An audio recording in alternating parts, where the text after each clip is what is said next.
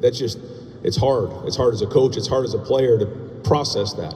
And you just never know when that play is going to be. You never know when that day is going to be. And so that's just something that we've really carried over into the offseason, that you never know when that one play can make the difference between winning and losing. I mean, there's probably 12 plays in that game that you look to. We win. You play TCU in the national championship game, and you got a real chance to win a national championship right there. It didn't happen. So what we had to really focus on was winning every single day, winning every single rep. It carried over to the spring, probably one of the more competitive springs we've had in a long time. Been an experienced group. We had a bunch of guys who actually were kind of on the mend in spring practice, so a lot of guys got an opportunity to get a bunch of reps. They stepped up.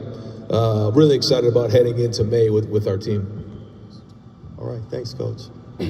Well, before I ask you a question, you have one of the youngest teams, not only in the Big Ten, but the entire country. And you have one of your players' 19th birthday today, Felix Akpara. Happy birthday.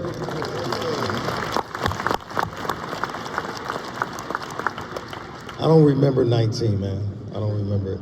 Coach, during the season, while we're calling your games, and afterwards we talk about having a short memory. I'm not going to let you have a short memory today. Talk about some of the most memorable moments or game that you experienced here as the coach of the Ohio State Buckeyes. This past year. Mm-hmm. Or whenever. There have been a lot of memorable games. Our first year winning at Purdue when they were top 5 in the country was obviously a memorable game. Beating a couple number 1 teams here in the shot, Michigan State and Duke.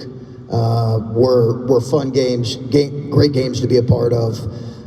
We've been really fortunate. We've got incredible staff, great players. We've been ranked in the top 25 every year. I think this year, the most memorable stuff was the stuff that came in the last month of the year. And the stuff that came out of some of those mid-season struggles that, you and I went through together. I think the most memorable stuff was that stretch in the last 5 weeks when we were playing our best basketball. Appreciate it, Coach. And back to you, Coach Day.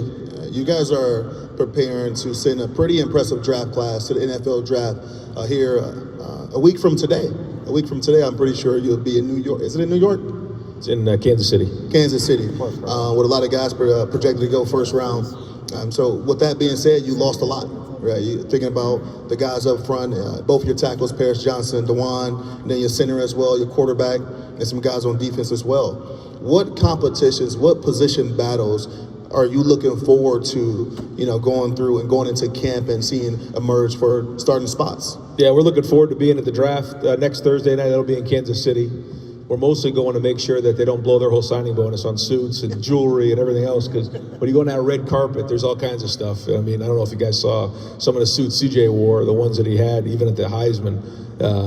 But excited for him, excited for all of our guys, really. We got a chance to have probably 6 guys drafted in the first 2 rounds. So excited. Big part of recruiting is the development that you're going to have at Ohio State.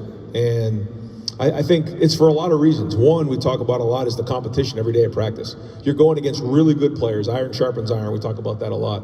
You're going to go against, right across, a first, second, third rounder, an NFL player every day. And if you can do that and you can get confidence when you're covering one of the best, receivers in the country, or you're going against one of the best defensive ends in the country, you gain that confidence.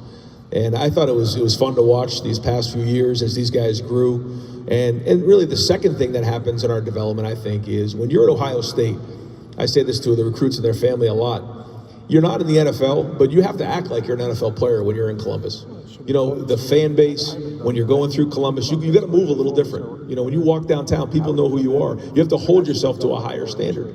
So when you see a guy like Garrett Wilson going to New York City as a top round draft pick, the first thing is, well, that's a lot for a young guy to handle. It's not harder than Columbus. It's not harder than what goes on when you show up and play in front of the bright lights at Ohio State. And so that's a big part of it. And I think our guys understand that. They embrace that. And I think that's been a big part of it. I forgot what you asked me. I just kind of went off on that tangent. Just about the competition you look forward to developing on your team. Oh, yeah. Yeah, with the guys. You know what? There's a bunch of great competition going on. We play a lot of depth, as you know. Certainly we had to replace our tackles and at center with Luke Whippler leaving. And so that was big. Certainly the quarterback is huge as well with CJ leaving. We got a lot back, though. a lot of experience, a lot of great players coming back, and hopefully that's going to pay off, especially as we get to the end of the season. Coach, you touched on this a little bit about how NIL has changed, the transfer portal and so forth, and basically you're starting off with a team pretty much half of what it was the year before. Just talk about the adjustment you had to make as a head coach in trying to get a team ready to play at a high level. Yeah, I think every coach in the country, adjusting it. Certainly in college basketball, I shared those numbers that make it a little bit different. The exciting thing for us is we have a really strong core returning, and our staff did another phenomenal job recruiting a top 10 recruiting class. So, that's the big part of it. We talked about it. Recruiting, retention, development are so important. If you do that, you have a real chance, and that's what's exciting about this group. This blend we have coming back. I guess another NIL question. I mean, you think about a place like Columbus, Ohio. When Buckeye Sports is Columbus, you think of Columbus, you think of the Block O, you think about the basketball program, the football program. Our women's hockey team just won a national championship last year and runners up this year. And the list goes on. I think we have 36 sports here. So when you're recruiting a guy, they know about the facilities. They know about playing in the shop, playing in the horseshoe and things like that. But the NIL part, you guys can't be involved. How difficult has it been for you guys to recruit knowing that NIL is the back of these guys' mind and these families' minds on every conversation? Well, the first thing we say is if money is the number one thing, then Ohio State's not the right place for you. Because if you can't understand the value of what it means to be a Buckeye, then you probably should go somewhere else. Now, what we're also trying to do is everything we can to make sure it's fair. We also have to bring in the guys in the locker room. If a bunch of guys come to me and say, hey, you're bringing in this recruit, he's making these ungodly amount of money and he's got all these crazy opportunities, that's not good for our locker room. And that's something that we take very, very serious. And I think our guys are getting what's fair, and they're continuing to get more and more of these opportunities. You can see the momentum building. There's a lot more on the horizon. There's a lot more out there, and that's really, really important. But in the recruiting process, it's become part of the conversation. Certainly at Ohio State, you just look at the number of followers some of our guys have on social media. That's brand equity. That's brand value. And so if a guy posts something, as you guys know, with these followers, and it's over my head. We used to watch TV and there was ads on TV. Now nobody watches TV anymore. They just look at their phone and the advertisements are on phone because of the followers and because of the brand of Ohio State. They have all these followers. That's a big part of it as well. It's the development. A lot of these guys, they have big dreams. They want to get a degree. They want to go play in the NFL. They want to win national championships. But they also want to have life after football, and that's a big part of it as well. And being a Buckeye, there's so many people you can network with, so many people in this crowd right here that care so much about that. And so life after football is just as important. So while it is part of the equation, and that equation is becoming bigger and the opportunities are coming bigger, it's not the number one thing. At least it isn't here at Ohio State. Coach, go ahead. Yeah, we've told recruits, our current players know this, it should be a thing. NIL should be a thing. It's important. It's important that they get, market value. If it's the thing, this is probably not the place for them. And because this place adds so much, it is such about a long-term decision. It always has been. Where you go to school is about a long-term decision. Nothing has changed. NIL hasn't changed that. And you do see a lot in college basketball, players making short-term decisions, and in some ways mortgaging their future on a short-term decision. I'm not sure that's in their best interest. This is still a life decision. When you come to a place like Ohio State, it can have a profound impact well beyond their years here. I think we got some questions that, yeah, for the audience. I thought we had time for that, didn't we? For sure, let's do it. Yeah, 2 questions. Don't be shy. Raise your hand if you got a question for the coaches. I don't know if you get another opportunity to have both men's basketball and football coaching in one environment. So there's one right there. You guys can ask anything. Ask who the best dancer is in the team. I can tell you it's not Denzel Burke right now. Guy cannot dance at all. One tweet. What's the question? Well, I think that she's got it. Stand up. Appreciate it. First off, go Bucks. You guys mentioned that NIL is not the first thing you want the recruits to have in front of mind. Are your competitors selling that? Because everybody can kind of do the lip service, but are other people maybe in the South per se doing so? No comment. But what I'll say is, I don't know if NIL matters down there. But all I'm going to say is this. The number one thing for our players is to be part of a program where they're going to go reach their dreams and goals. And so one of the things that we don't really, talk too much about is that with our program, but we don't. Now, we also don't have a way for us to benchmark what else is going on across the country. So there's a lot of things that are said, and what we want to do is have an opportunity for our guys to be fair. We want what's fair, and that's the number one most important thing. And so while there's a lot of things being said, I don't think there's a place in a country that's in a better position than Ohio State. Why do I say that? The city of Columbus, the brand, 30,000 businesses, Fortune 500 companies here, all of the above. So I think we're in a better position than almost anybody across the country, and I think that's what's most important. You can answer that too. Yeah, no, I'll quickly add to that. No, I mean, listen, programs have been doing NIL for a number of years. It just hadn't been called NIL. That happens in college football and happens in college basketball for sure. So the reality is I love where we're positioned, and I love where we're headed. I think, Coach, in my point to that previous question was just this place provides so many long-term benefits that we believe can outweigh some of the short-term rewards of NIL, and yet at the same time, we're going to be as competitive as any place in the country. And I think, too, the other part of it is, think about all the businesses that are here in Columbus. How many, high-end universities that play basketball or football have Columbus or our fan base? There's probably only a couple you can count on your hand. And I think that's a huge sell for our guys. There's businesses that want to do deals with our guys, and I think that's really huge. And so the potential is through the roof. And I think when you look at maybe some of the other programs, they don't have that like we do here in Columbus. Yeah, and that's a great point. I mean, you think about, you hear some of the stories about what other schools and what other universities and conferences are doing in the NIL world, and before it was called NIL, it goes back to what we said before. We're not going to police the 3%. I mean, the way you guys run your program, the way we run the foundation, we try to keep, and we do a really good job of doing things the right way and keeping it above board. And I think that goes into effect of us recruiting and continue to attract quality student athletes. So we're going to take one more question from the crowd, and then we're going to turn to social media, and then we're going to keep this thing rolling. So one more question. We got one all in.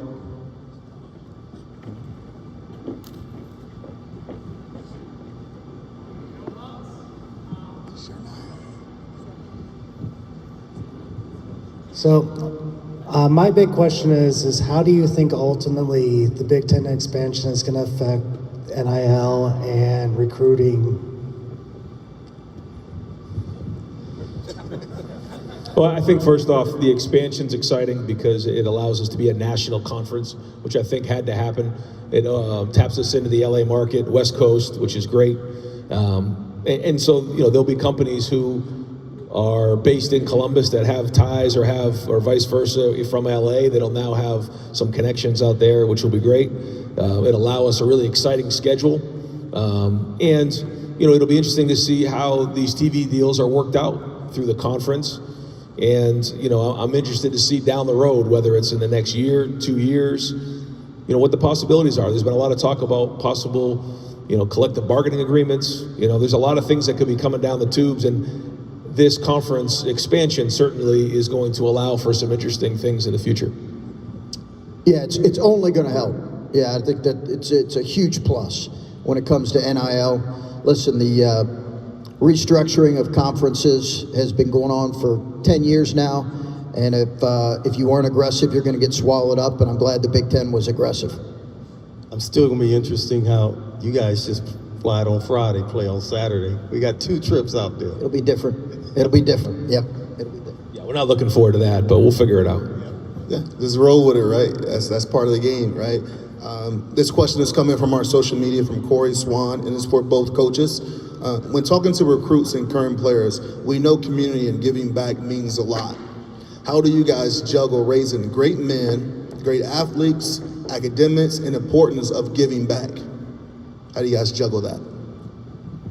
Yeah, no, I think it's a foundational piece of our program. That's why I love the foundation. I mean, maybe the best part of this night right now is the charities that came up and hearing what opportunities all of our athletes get to give back. I mean, it was phenomenal. So, yeah, I think it is a foundational piece to be thinking about something bigger when you're an athlete than just your own individual interests. And partnering with charities and giving back and using the platform that these guys have in a really positive way, I think is a great lesson for what is ultimately most meaningful for the rest of their lives. So I'm glad we get to do it. Yeah, and I think for a lot of the early conversation when you talked about, you know, what it meant to build a collective and how it was going to make sense for the city of Columbus and the state of Ohio. Ohio State football and basketball means so much to so many people. And so, you know, for our players and for our teams to be able to give back to the city, give back to the state, that means a lot. It's actually great for our guys to get out there. They enjoy it. They like being out in the community. And it's great for the community to see our players. And so that's something that this has really been a really positive thing that our guys have really enjoyed. And, you know, it's something that we make sure that is always a part of all of these. And you know, it's a lot of work, and I know, Cardell, how much, you know, you and Brian, everybody in the foundation has to do to get all that organized, you know, and so we appreciate all that because, you know, to get the guys there and get it all set up, there's a lot of work, and certainly appreciate all the charities that are here.